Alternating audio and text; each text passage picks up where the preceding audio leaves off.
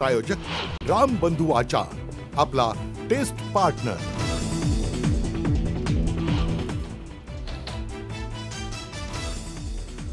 मुंबई, ठाणे, रायगड, पालघरसह रत्नागिरीत आजही मुसळधार पावसाचा इशारा, तर कोल्हापूर घाट, गडचिरोली, नागपूर आणि गोंदियाला ऑरेंज अलर्ट।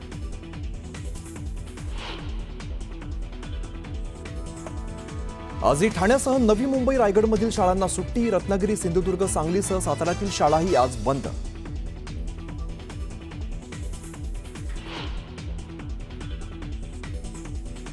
कालच्या खोळंब्यानंतर आज मध्य, हार्बर आणि पश्चिम मार्गावरती लोकल सेवा सुरू। मध्य रेल्वेवर लोकल उशिराने, ट्रॅकवरून पाणी ओसरल्याने मुंबईची लाईफलाईन पुन्हा एकदा ट्रॅकवर।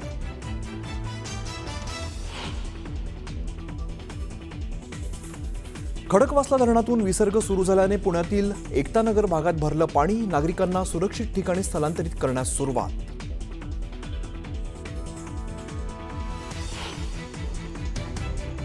कोयना नगर परिसरात पावसाचा कहर सुरूच, कोयना धरणाचे दरवाजे 13 फुटांनी उघडले। दरम्यान कराड, चिपळूण मार्ग बंद असल्यामुळे कोकणात जाणारे 150 प्रवासी पाटणमध्ये अडकले।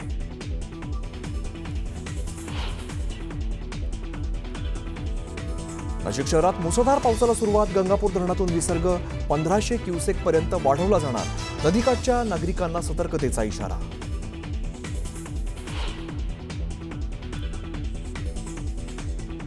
मुंबईत मोनो सेवा पूर्वपदावर, तर भक्ती पार्कजवळ मोनो अडकल्याच्या प्रकरणाच्या चौकशीचे मुख्यमंत्र्यांचे आदेश। 582 प्रवासी तब्बल 2 तास अडकले होते मोनोमध्ये।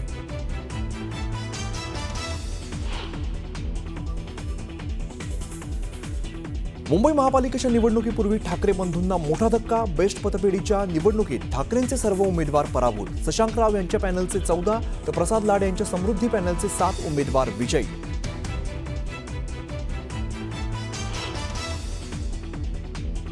मला माहीतच नाही विषय, या स्थानिक निवडणुका असतात, मला खरोखर माहीत नसेल तर मला प्रश्न विचारू नका। संजय राऊतांनी बेस्ट पतपेढी निवडणुकीच्या निकालावरती बोलणं टाळलं, निकालाबाबत माहिती नसल्याची पहिली प्रतिक्रिया।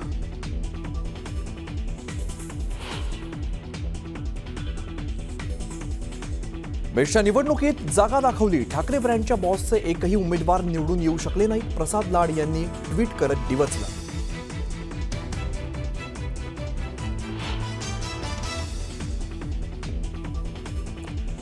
आणि दादर कबूतरखाना राडाच्या 14 दिवसानंतर 150 जणांवरती गुन्हा दाखल। 6 ऑगस्टला कबूतरखान्यावरील ताडपत्री फाडत तोडफोड प्रकरणी आंदोलकांवरती कारवाईचा बडगा।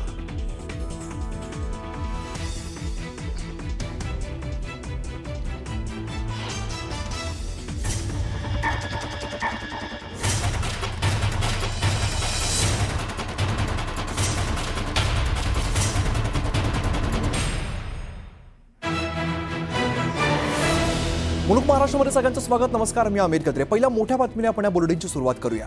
मुंबई महापालिका निवडणुकीपूर्वी ठाकरे बंधूंना मोठा धक्का बसलेला आहे। बेस्ट पतपेढीच्या निवडणुकीमध्ये ठाकरेंची शिवसेना आणि मनसेच्या उत्कर्ष पॅनलचा एकही उमेदवार निवडून आलेला नाहीये, तर त्यांच्या समोर असलेल्या बेस्ट वर्कर युनियनच्या शशांक राव यांच्या पॅनलने बाजी मारलेली आहे। शशांक राव यांच्या पॅनलचे 14 उमेदवार हे विजयी झालेत। मात्र बेस्ट पतपेढीच्या निवडणुकीत चर्चा होती ठाकरे बंधूंचं उत्कर्ष पॅनल विरुद्ध प्रसाद लाड यांच्या सहकार समृद्धी पॅनलची। एकीकडे ठाकरे बंधूंच्या पॅनलचा एकही उमेदवार निवडून येऊ शकलेला नाहीये, दुसरीकडे सहकार समृद्धी पॅनलचे 7 उमेदवार विजयी झालेले आहेत। मतमोजणीनंतर प्रसाद लाड यांच्या पॅनलकडून पुनर्मतमोजणीची मागणी करण्यात आलेली होती आणि यामध्ये अंतिम निकाल स्पष्ट झाले आणि बेस्ट पतपेढीची स्टेअरिंग शशांक राव यांच्या पॅनलच्या हाती गेल्याचं स्पष्ट झालं।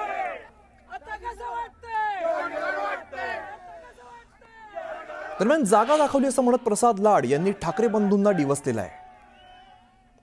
बेस्ट निवडणुकीत ठाकरे ब्रँड 21 समोर 0-21 असा पराभव झाल्याचं त्यांनी जागा दाखवली अशा माध्यमातून ट्विट केलेलं आहे। म्हणजे ब्रँडचे बॉस एकही जागा जिंकू शकलेले नाहीत अशा पद्धतीचं ट्विट प्रसाद लाड यांनी केलेलं आहे।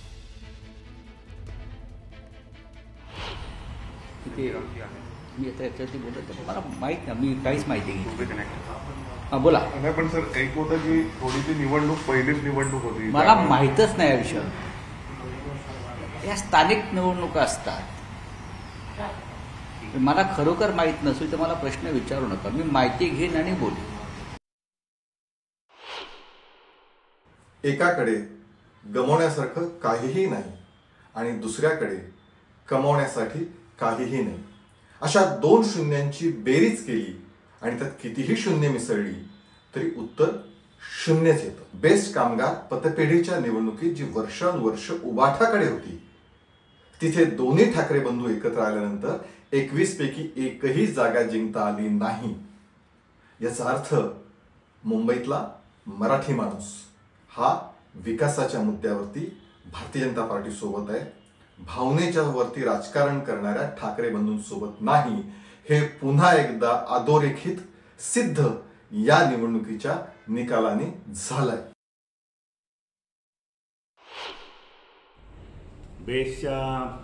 मुंबई बेस्टच्या पतपेढीचं निवडणूक झाली. काल त्याचा रिझल्टही आला आणि दुर्दैवाने आम्ही त्याच्यामध्ये हरलो. जे जिंकले त्यांचं मी मनापासून अभिनंदन करतो आणि त्यांना एवढीच विनंती करतो की मागच्या 9 वर्षामध्ये बेस पतपेढी एका अशा उंचीवर आम्ही नेलेली आहे. ती उंची आपण कृपा करून कायम ठेवावी आणि त्या पतपेढीतून कामगारांची सेवा व्हावी एवढी मी इच्छा व्यक्त करतो आणि त्यांनासुद्धा विनंती करतो. आता आपण म्हणाल की हे कसं काय घडलं? माझ्याकडे 12,000 कर्मचारी असताना माझे स्वतःचे ह्या गोष्टी कशा काय घडू शकल्या? तर हे ते मागच्या एक आठवडाभर चाललेलंच आहे. प्रचंड पतपेढीची निवडणूक म्हणजे काय परीक्षा नाही, ही चाचणी परीक्षा सुद्धा नाही. लोक एकत्र आले, निवडणुका लढल्या असतील. ज्या युनियनचे जास्त सदस्य असतात बरं का, तिथे बऱ्याच काळापासून शरदराव यांची निवड हे आहे आणि शरदराव यांचं बहुमत महानगरपालिकेच्या त्या युनियनमध्ये असल्याची माझी माहिती आहे, मला माहिती आहे. त्याच्यामुळे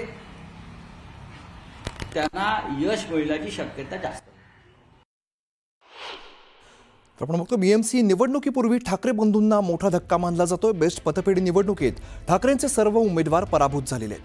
दरम्यान प्रसाद लाड यांच्या पॅनलचे 7 उमेदवार विजयी झालेत, तर शशांक राव यांच्या पॅनलचे 14 उमेदवार विजयी झालेले आहेत.